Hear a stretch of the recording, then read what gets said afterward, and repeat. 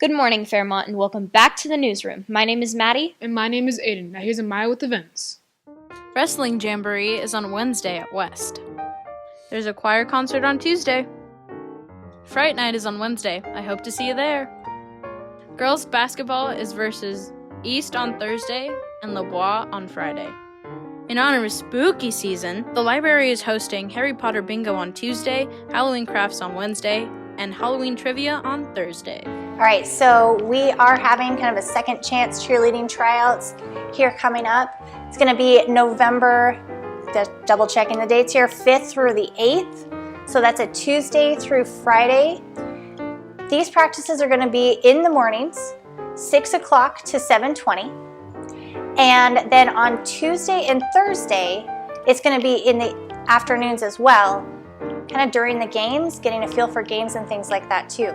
Friday morning will be the actual tryout where you will be performing for me and judges and things to see how you perform, see what you've learned for the whole week. It'd be awesome if you have dance experience or gymnastics experience. If you're a hard worker, that is the main thing that I'm going to be looking for, because work trumps talent any day. If you have a desire to learn, I want to teach you, and this squad needs people who are ready to work hard and be enthusiastic for their school and for this squad. We will be learning some dance, part of a dance, several cheers, working on stunting, working on tumbling. I want to see where you're at and see what I've got to work with. I do need everybody who is wanting to be considered for tryouts to be there every single day, every single practice. This is part of seeing. Do you have the ability to commit the time that it takes to be a part of this squad? I'm very excited to welcome 2 more girls and 1 more guy onto the team in order to round off some of the stunting groups and some of the other routines that we're working with. And if you have any questions, please let me know, come talk to me. And applications, that packet with different information, including the teacher recommendations that you need, are going to be in the office or in my room, which is room 2. In a world where focused notes are often misunderstood, there is one superhero that is happy to clear things up. Focused Notes Falcon. Okay, so we've talked about most of the material now, and now I just want to have a look at your notes. Hey, guys. Seriously, wake up. Like, you have to be awake for this material. So here's the deal. Nobody goes to lunch until we have something down on our notes. What are we gonna do? It's Focus Note Falcon. That's right, and I'm here to tell you about the different types of notes you can take.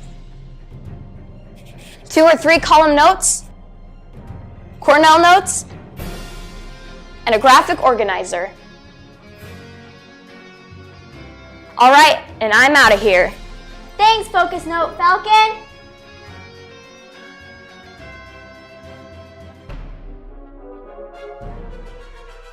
We have environmental science at Timberline, but it doesn't really go into depth about animals. So I realized with this course I'd learn about what I was interested in. I talked to my favorite teacher and she told me, you should try this class, I think you'd like it. I could see you enjoying kids, so I was like, okay, I'll do it. And my first day I went in there, I knew that this is what I want to be, this is what I can see myself doing when I get older. We learn a lot about how to conserve and preserve habitats and help save endangered species, which I think is really cool. It gets us out into the world. We learn more about what makes Idaho, Idaho. Sometimes I work with the Kids 101, I work with the big groups, or I have small groups. I do almost everything that my teacher would do. I kind of am like her shadow. It's helped me a lot in my biology class because we're doing a lot of ecology right now and I already know the information, so I can apply it to that class instead of having to relearn something. All my managers, they treat me like I'm an adult, not that I'm just a 17-year-old little teenager girl. It's definitely boosted my confidence because I understand more about the field of zoology now. My plan is just to go, get my 4-year bachelor degree, be an elementary teacher. That's what I want to be when I grow up. Like, that's my set on goal. That's what I want to be. After this year, I'll take the second zoology class, hopefully intern and take a class my third year. I'm hoping to work for Idaho Power Fish and Game coming out of high school for a summer job. I hope to look back in 20 years and be like, thank God I took this class, because I don't think I'd be a teacher without it. Thanks, Amaya. Now here's Ben with skeletons.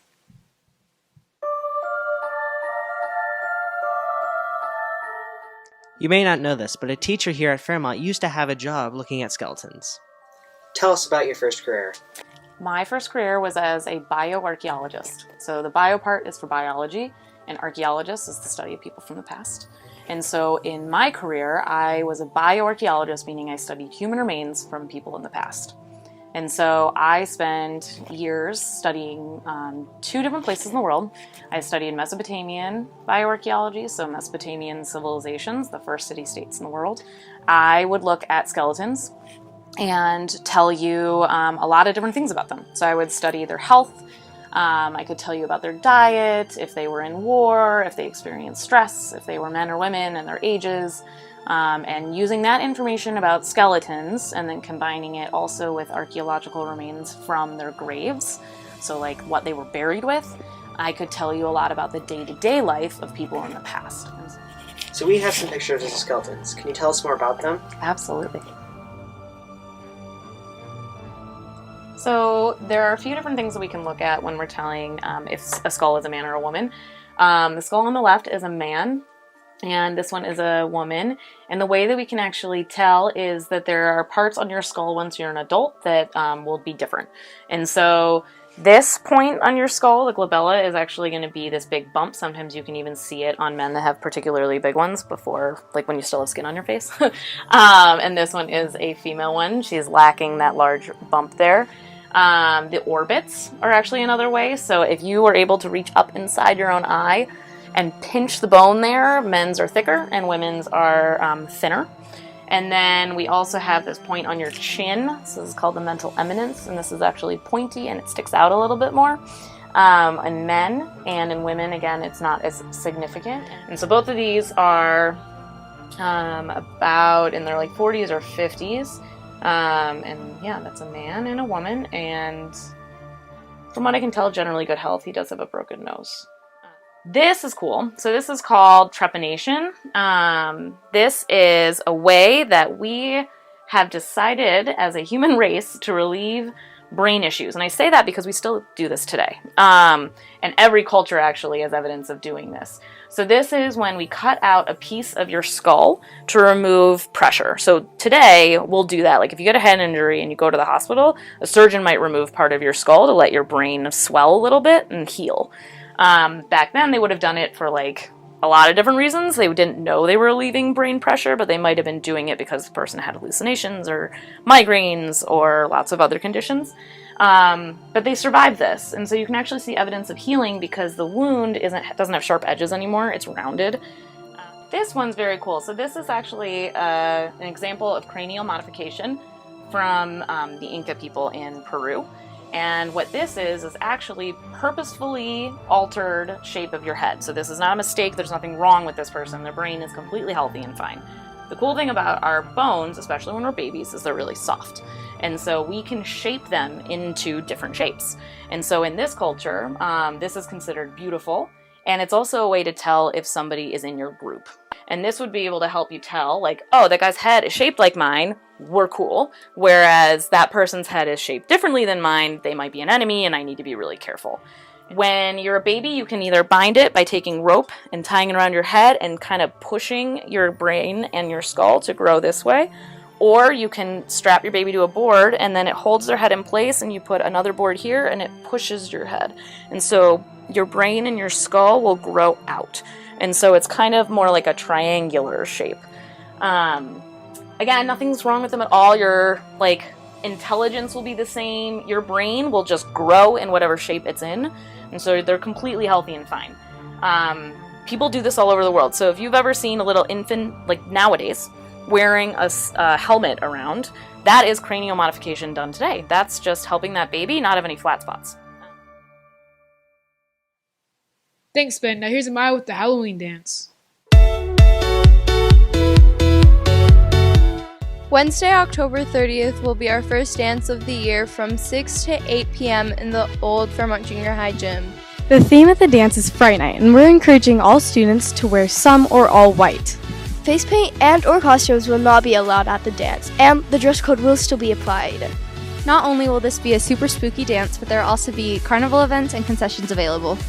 At the carnival, there will be tickets for sale, $1 per ticket or $5 for 6 tickets. Also, Science Olympia will also be selling food and drinks. Carnival events include the super scary haunted locker room and inflatable sumo wrestling suits. National Junior Honor Society will be having a terror toss booth, and Orchestra will be having a bat pong booth to win prizes. Dance tickets will be sold during both 5th and 6th period lunch on Monday, October 28th and Tuesday, October 29th.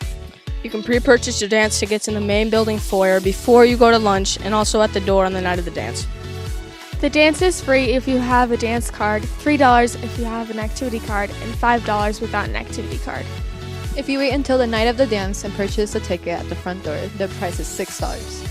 Next week, we're celebrating our first dance of the year from 6 to 8 on Wednesday with our Fright Night dance. Don't forget to pre-purchase your tickets Monday or Tuesday during your lunch period. You save a little bit of money if you do that. Rather than waiting at the door, it's going to be $6. So get them at your lunch. It's going to be at the main office foyer area right as you come in those doors. We can't wait for you to come celebrate and have a fun night full of food, dancing, haunted locker rooms, sumo suits. There's so much to do. Please come out and support your school and support the programs at your school. It'll be a great night.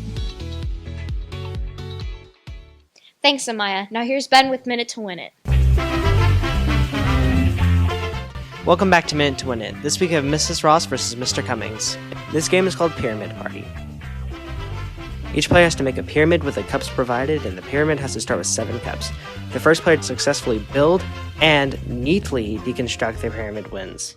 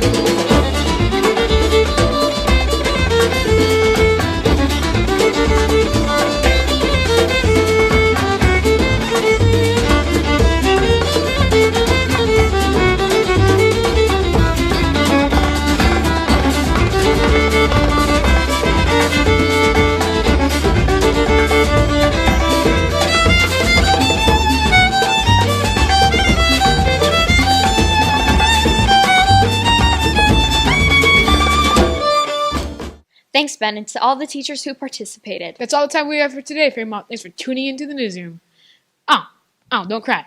Oh, guys, look, Saul's crying.